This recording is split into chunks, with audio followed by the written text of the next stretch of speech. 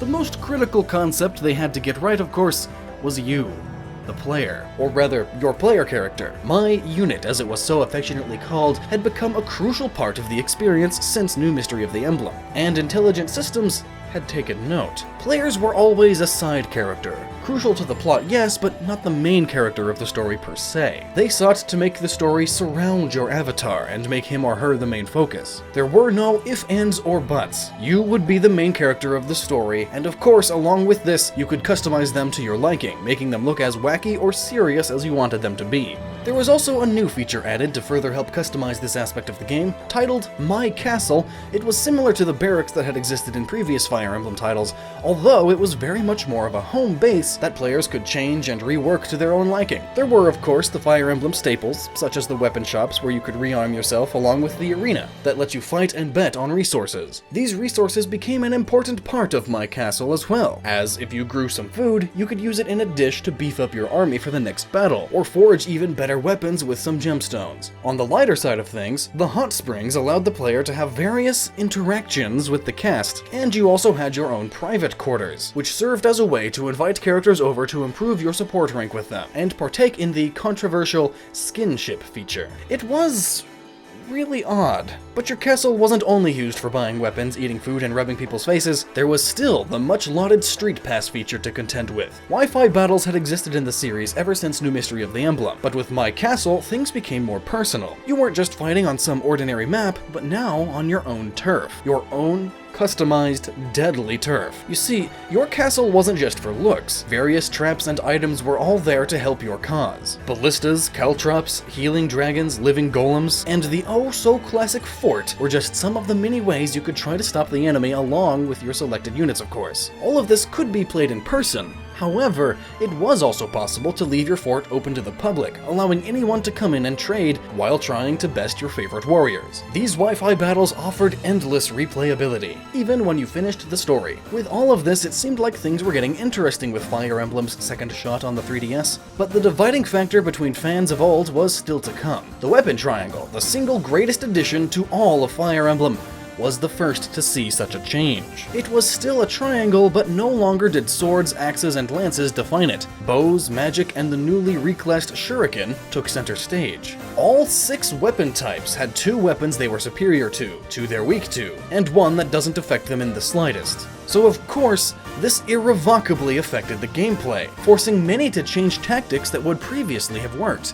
But that wasn't all. Personal skills made a comeback. Units had only one fixed reclassing option unless they used the new friendship and partner seals. Nearly all weapons have bonuses and penalties for using them now. All classes were unisex, save a few, and there were new weapons and classes to go with this, such as wolves and katanas, with the biggest change of them all involving the weapons themselves, which were now completely unbreakable. The support system was, as always, an important part of the adventure, with many of the ideas introduced in Awakening translating to the new 3DS title. Like Awakening, 2 characters can build support points and support each other. Unlike Awakening, there were also A+ rank supports that were between 2 best friends instead of 2 lovers. You can also once again have children when you reach S rank between 2 units. Although, unlike Awakening where they impacted the story in a major way, this time they seemed to have no effect, and were less of a crucial gameplay element and more of an afterthought. But the pair-up mechanic that had become a crucial part of the series wasn't like that. Yes, it still acted the same way as before, power, but now the enemy had the ability to wield it too, making it less of a detriment and more like another tool in your toolbox. Out of all of these, casual mode of course made its return. However, the developers felt something was missing from this optional edition. Due to casual mode, nearly everyone who played Fire Emblem Awakening had the ability to beat it. This seemed fine and dandy until they realized that some people still were unable to complete their adventure. This is where Phoenix mode came into play. When using this, now whenever a unit fell in battle, they wouldn't just be out until the next chapter, they'd revive in the next turn, almost completely getting rid of any negatives to dying. Now with this newcomer mode, nearly 100% of the people who would play through this game would beat it. But at what cost would this pandering have on the Fire Emblem veterans who have been around for years? As with many things, only time would tell. With all of these features and interactions and past innovations, there was still something missing, something crucial: a name. Looking back to the project's initial concept, it's easy to find it. Their story was all about ifs. What if you decided to side with the Kingdom of Light? What if you sided with the Kingdom of Darkness? What if you rejected both? Fire Emblem If was the answer. Releasing initially in 2015 and later in 2016 worldwide as the retitled and appropriately named Fire Emblem Fates, the release of this title was most intriguing. It wasn't released as just one game, but it was released as 3 separate journeys for you to take. At its core, Fate starts out in a land stricken with war between 2 sides, Hoshido and Nor. These 2 warring nations were very different from one another. Hoshido, a land not too dissimilar from ancient Japan, was a peace-loving and prosperous country that was only protecting themselves from the conniving hands of Nor, a nation torn right from the pages of classic Fire Emblem medieval fare. They seek not peace, but war, and wish to conquer Hoshido and its neighboring countries. Caught in the middle is you, the Avatar, otherwise known as Corrin. As a prince of Nor, Corrin has been locked away in a remote castle for nearly all his life, wishing to only see the outside world. He is eventually given the chance to do so when his father, King Garon, sends him to an outpost near the neighboring Hoshido. But before he knows it, he's been betrayed by a fellow Norian and caught by Hoshidan forces. But he isn't killed immediately for some reason. That reason is that Corrin is actually a prince of Hoshido, kidnapped and raised by Garon to fight against his family. After a fateful meeting with Azura, a princess who shared the same fate, and learning of his dragon heritage, Corrin is thrown onto the battlefield and forced to choose. Will he stay with the family that is bound to him by blood, or with the one that raised him and made him who he is? The choice is yours. Now is when the game begins to split into 3 paths: Birthright, Conquest, and Revelation. Each of their stories is not only unique, but have their own classes, weapons, and unique gameplay style to them.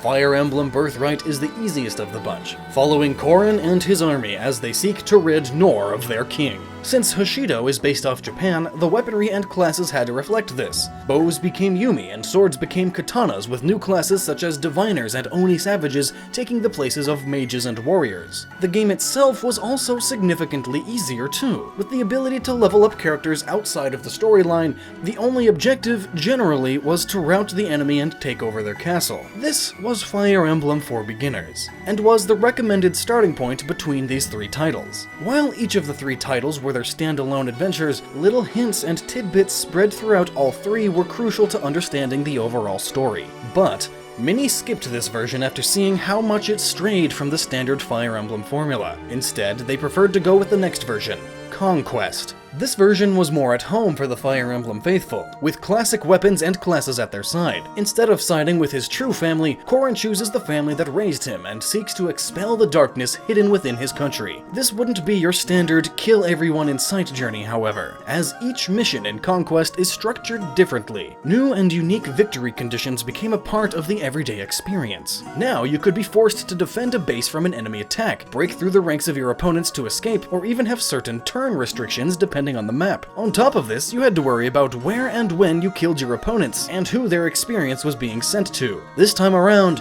you couldn't just grind to success like in Birthright. You had to carefully plan out your moves and units on and off the battlefield. It was the true Fire Emblem experience that any fan could ask for, and while certain aspects of the game still bothered some, Conquest more than made up for that. But between the simplicity of Birthright and the difficulty of Conquest, lied Revelation, the midpoint of the two. Revelations took the best of both worlds and molded them into one. Corrin, in this version, decides to choose neither side and instead opts to find a peaceful resolution between the warring states and learn about the inner workings of the world. To do this, he follows Azura into the secret kingdom of Vala, a land hidden beneath the world, to discover both their paths and save the world from utter destruction at the hands of yet another dark dragon. The story was all about bringing the world together, so of course every single unit from every other version is playable, allowing for even more possible combinations and pairings. Even though Revelations does increase the difficulty like Conquest, many of Birthright's ideas, such as unlimited experience and the only objectives usually being to rout the enemy, remain the same. However, something seemed to be missing from this crucial quest: the heart and soul that beat in the quest for newcomers, Fire Emblem Birthright, and the quest for veterans, Fire Emblem Conquest, seemed to be missing from this final storyline. It just felt out of place compared to the other adventures, and while it proved a good midpoint for the three, the overall experience was sort of lackluster in its conclusion. Fire Emblem Fates had faced development hell up until this point, but somehow it succeeded in many ways, offering many stellar additions to the franchise and two equally compelling storylines. Walking away with just one uninspired narrative and a few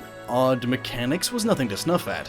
But they weren't out of the fire just yet, as their international release was plagued by controversy. Several features and additions had to be removed entirely to make way for the Fire Emblem Fates release in other countries. Skinship was stripped down and removed many of its lewd and perverse elements, and a support conversation that resembled to some gay conversion therapy was changed outright. These localization issues and more made many feel that they should boycott the game in protest of these changes. But, as with most of these protests, nothing ever came of it. Instead, it was released as it was, localization problems and censorship included. Fire Emblem Fates was another smash hit for the series, selling a whopping 1.84 million copies worldwide during its run, showing just how much of a fanbase the series had now. It was a benchmark title for the series in many ways, and showed just how valuable the franchise had become to the world. The days of being an obscure and niche set of video games were finally over. A franchise that proved time and time again that it could hold its own with the rest of Nintendo's icons. Fire Emblem was now one of the greats. This respect, in turn, led to the franchise being declared as a major IP by Nintendo, a move that was unexpected but appreciated nonetheless. Fire Emblem had become one of the greatest success stories of the generation, from its humble beginnings as the first major tactical RPG to its many successful years with its creator. The franchise struggled to find its footing for nearly a decade.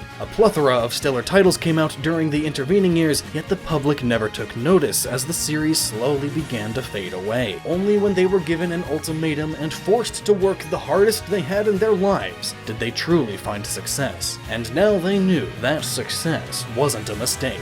Fire Emblem wasn't planning on going away anytime soon.